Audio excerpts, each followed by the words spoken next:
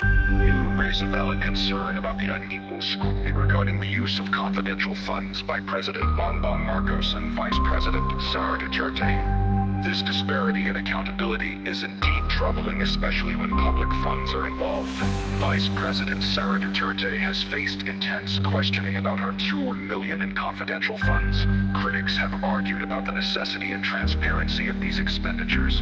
Meanwhile, President Marcos, who has access to a staggering scootcher, $5 billion in confidential funds, has seemingly avoided the same level of scrutiny, particularly from Congress' Quadcom committee, which is supposed to ensure accountability for such funds.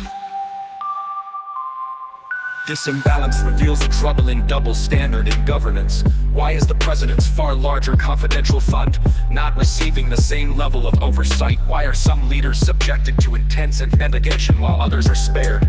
For a democracy to work, accountability must be applied equally to all public officials, regardless of their position or influence.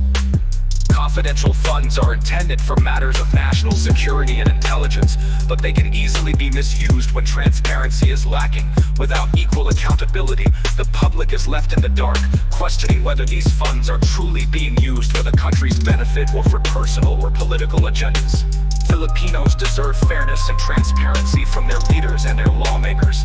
If Vice President Duterte is being questioned, then President Marcos should also be held to the same standard, especially given the magnitude of his confidential funds. Unequal treatment only fosters distrust in institutions and weakens democracy.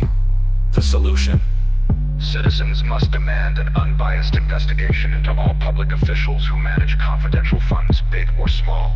After all, these funds come from the hard-earned money of every Filipino taxpayer, and every centavo should be spent wisely and just.